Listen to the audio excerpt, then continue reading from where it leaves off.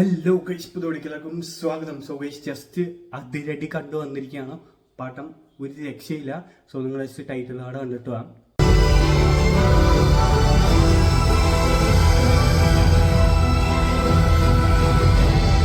So guys, പടം കാണാൻ ഭയങ്കര ലേറ്റായി പോയി. കാരണം മമ്മിയും കൂടി വരുന്നുണ്ടെന്ന് പറഞ്ഞുകൊണ്ട് നമ്മൾ ഫസ്റ്റ് ഡേ തന്നെ കാണാൻ പോയില്ല. അപ്പോൾ മമ്മിയുടെ ഒരു സൗകര്യം കാര്യങ്ങളൊക്കെ സെറ്റാക്കി വരാൻ വേണ്ടി ഇത്രയും ടൈം എടുത്തു. നമ്മൾ ഒരു 1 വീക്ക് ലേറ്റായി പോയി.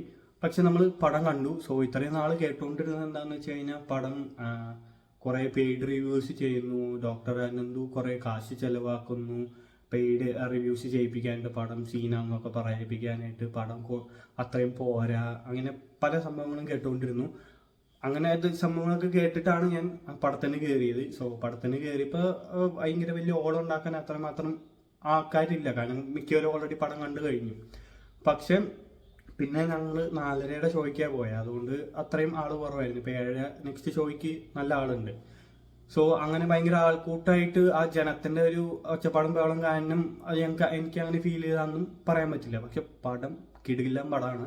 ഈ പടം കൊള്ളത്തില്ല, അത്രയുള്ള സാധനമൊന്നും ഇല്ല എന്ന് പറയുന്നവർക്ക് എനിക്ക് തോന്നുന്നു അവരൊന്നും കോളേജിൽ പഠിച്ചിട്ടില്ല എന്ന് തോന്നുന്നു. പഠിക്കാത്തവരെ അവർക്ക് ഈ ഫെസ്റ്റ് നടത്തണതിൻ്റെയോ അല്ലെങ്കിൽ ഫെസ്റ്റ് ഉണ്ടാവണതിൻ്റെയോ ഒരു ഫീൽ അവർക്ക് ചിലപ്പോൾ കിട്ടില്ലായിരിക്കും. കാരണം അവർ കോളേജിൽ പോയിട്ടില്ല.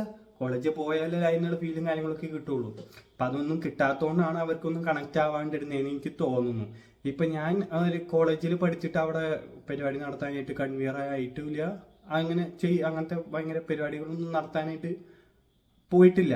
പക്ഷെ സ്കൂൾ ലെവലിലൊക്കെ ചെയ്തിട്ടുണ്ടായിരുന്നു. പക്ഷെ കോളേജിൽ പോയി കഴിഞ്ഞപ്പം എല്ലാവർക്കും അവസരം വേണമല്ലോ എന്ന് വിചാരിച്ച് നമ്മൾ മാറി നിന്ന് പരിപാടി ചെയ്തിട്ടൊന്നുമില്ല.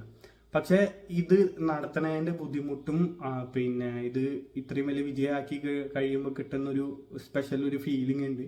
ആ ഫീലും പിന്നെ ഇത് നടത്താനുള്ള കഷ്ടപ്പാട്, എത്ര പേരുടെ കഷ്ടപ്പാടിന് പിന്നിലാണ് ഇത്രയും പരിപാടി സെറ്റാക്കി എടുക്കണേ എന്നുള്ളതൊക്കെ നമുക്കറിയാം. കോളേജിൽ പഠിച്ചിട്ടുള്ളവർക്ക് അത് മനസ്സിലാവും, പഠിക്കാത്തവർക്ക് അത് മനസ്സിലാവില്ല. അതുകൊണ്ടായിരിക്കും പല പേരും ഇത് പെയ്ഡ് റിവ്യൂ ആണോ തേങ്ങയാണോ മാങ്ങയാന്നൊക്കെ പറയുന്നത്.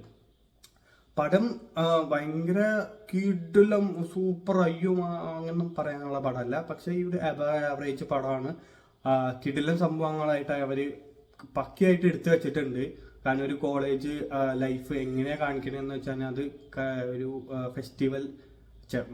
ഫെസ്റ്റ് നടത്തുന്നതിൻ്റെ ആ ഒരു കഷ്ടപ്പാടും കാര്യങ്ങളൊക്കെ ക്ലിയർ കട്ടായിട്ട് അവർ കാണിച്ചിട്ടുണ്ട്. വളരെയധികം ഇഷ്ടപ്പെട്ടു. സോ ബേസിൽ ജോസഫ് കഷ്ടപ്പെട്ടതിനുള്ളത് പടത്തിൽ പുള്ളി കാണിച്ചിട്ടുണ്ട്. പിന്നെ ടോവിനോ തോമസ് ഒരു വെറൈറ്റി സംഭവമായിട്ട് പുള്ളി ഒരു ട്രിവാൻഡ്രം സ്ലാങ് ഒക്കെ പിടിച്ച സംഭവം കിട്ടിയിട്ടുണ്ട്. പിന്നെ അതിൽ തന്നെ പോലീസുകാർ വരെ അടിപൊളിയായിട്ട് ചെയ്തിട്ടുണ്ട്. വിനീത് ശ്രീനിവാസൻ, ഷാൻഡ്രമൻ മോനെ പുള്ളി കുറച്ച് സീരിയലൊക്കെ പുള്ളിയുടെ കുറച്ച് കോമഡി സാധനങ്ങളൊക്കെ അടിപൊളിയായിട്ടുണ്ട്. പിന്നെ വിനീത് ശ്രീനിവാസന്റെ ചില ഡയലോഗുകളൊക്കെ പുള്ളിയുടെ പഴയ പടങ്ങളുടെ ഒക്കെ ഇതാക്കിയിട്ടുള്ള സാധനങ്ങളൊക്കെ കൊള്ളായിരുന്നു. പിന്നെ നമ്മുടെ ആ സ്ഥലത്തിൻ്റെ പേരെന്തായിരുന്നു, നമ്മുടെ മഞ്ഞ BAWല് ആ ഗസ്റ്റ് റോളിൽ വന്നിട്ടുള്ള നമ്മുടെ ഹാഷിറണ്ണൻ തകർത്തിട്ടുണ്ട്. പുള്ളിയുടെ ലുക്ക് വൻ സീനായിട്ടുണ്ട്. പിന്നെ അവർ നോർമലി റീൽസ് ചെയ്യുമ്പോഴുള്ള ഒരു ടൈപ്പ് ഓഫ് സ്ലാങ് ആൻഡ് ടോക്കാണ് പുള്ളി ചെയ്തിട്ടുള്ളത്. അതായത് അതും സെറ്റായിട്ടുണ്ട്. സോ വാഴ 2 ശേഷം ഇത് തിയേറ്ററിൽ കത്തിയ സമയത്ത് എനിക്ക് തിയേറ്ററിൽ പോയി ആ സംഭവം ആഘോഷിക്കാൻ പറ്റില്ല. ഇവിടെ ആകെ ഞാനും അനിയനും മാത്രം പോവാൻ മാത്രമേ ഉണ്ടായുള്ളൂ. അതാണ് ആ ഒരു ഓളത്തിൽ കിട്ടി. ആ ഒരു ഓളം കായനാണ് എനിക്ക് പടം ഇഷ്ടപ്പെട്ടതെന്ന് പറയാനും പറ്റില്ല. അതാണ് ഞാൻ നേരത്തെ പറഞ്ഞത്. അതുകൊണ്ടല്ല, പടം ശരിക്കും അടിപൊളിയായിട്ടുണ്ട്. നല്ല അടിപൊളിയായിട്ട് തന്നെ അവർ എടുത്തു വെച്ചിട്ടുണ്ട്. ഡയറക്ടറിന് ഒരു പ്രത്യേകം ഹാൻഡ്സ് ഓഫ് കൊടുക്കാണ്ട്. കാരണം ഇത്രയും ക്രൗഡൊക്കെ മാനേജ് ചെയ്ത് ഇത്രയും അടിപൊളിയായിട്ട് ഷൂട്ട് ചെയ്യാൻ സാധിച്ചതിൽ പൊളിയാണ്. സോ പറയുമ്പോൾ ഈ ഷൂട്ടിംഗ് നടന്നതിൻ്റെ തൊട്ടപ്പുറത്തുള്ള കോളേജിലാണ്, കിസാറ്റ് കോളേജിലാണ് ഈ പടത്തിന് ഷൂട്ടിംഗ് നടന്നത്. ഇതിൽ വിനീതേട്ടൻ പാടുന്ന പാട്ടുകളൊക്കെ ഞാൻ നേരത്തെ കേട്ടിട്ടുണ്ടായിരുന്നു. കാര്യം എനിക്ക് വീട്ടിലിരുന്ന ഈ ഫെസ്റ്റിൻ്റെ ഫുള്ള് ക്രൗഡ് നോയ്സും പാട്ടുകളും ഒക്കെ കേൾക്കാമായിരുന്നു. പിന്നെ എൻ്റെ അനിയൻ്റെ കൂട്ടുകാരൻ്റെ അമ്പലത്തിലാണ് നമ്മുടെ ടോവിനോ തോമസിന് ആ ഗാനമേള പരിപാടിയും സംഭവങ്ങളൊക്കെ ഷൂട്ട് ചെയ്തത്. സോ അങ്ങനെ പരിപാടികളൊക്കെ നമ്മളിവിടെ അടുത്ത് തന്നെയാണ് നടന്നത്. അപ്പോൾ കാര്യങ്ങളൊക്കെ കുറച്ച് അറിയാമായിരുന്നു. പിന്നെ പടം കണ്ടാൽ ലേറ്റായി പോയി. പക്ഷെ പടം അടിപൊളിയാണ്. സോ നിങ്ങൾ ഇതുവരെ കണ്ടിട്ടില്ലെങ്കിൽ please to go watch in theatres. നിങ്ങൾക്ക് നല്ലൊരു എക്സ്പീരിയൻസ് ആയിരിക്കും. നിങ്ങൾ കോളേജിലൊക്കെ പഠിച്ചിട്ടുള്ളവരായി നിങ്ങൾക്ക് പെട്ടെന്ന് കുറച്ച് കണക്ട് ചെയ്യാൻ പറ്റും. നിങ്ങൾക്ക് കാണുമ്പോൾ ചിലപ്പോൾ നിങ്ങളുടെ ചില കൂട്ടുകാരന്മാരോ അല്ലെങ്കിൽ കൂട്ടുകാരികളോ ഒക്കെ ചിലപ്പോൾ നിങ്ങൾക്ക് ഓർമ്മ വരും.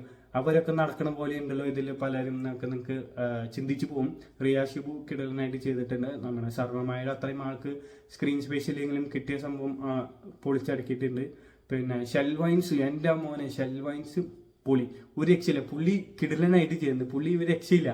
പുള്ളി റീലില് പല സംഭവങ്ങളൊക്കെ ചെയ്തെങ്കിലും ഇത് തീരെ പ്രതീക്ഷിച്ചില്ല. പുള്ളി സെറ്റായിട്ട് ചെയ്തിട്ടുണ്ട്. പുള്ളിക്കൊരു അടിപൊളി സംഭവം, അടിപൊളി ഡെബ്യൂ ആയിട്ടുണ്ട്. സോ ഇനിയും അടിപൊളി പടങ്ങളിൽ പുള്ളീനെ എടുക്കുമെന്നുള്ള പ്രതീക്ഷിക്കുകയാണ് ഗൈസ്.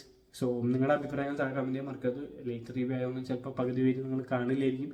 എന്നാലും എനിക്ക് പറയാനുള്ളത് പറയണമല്ലോ, അതുകൊണ്ട് പറഞ്ഞതാണ്. So thank you for watching.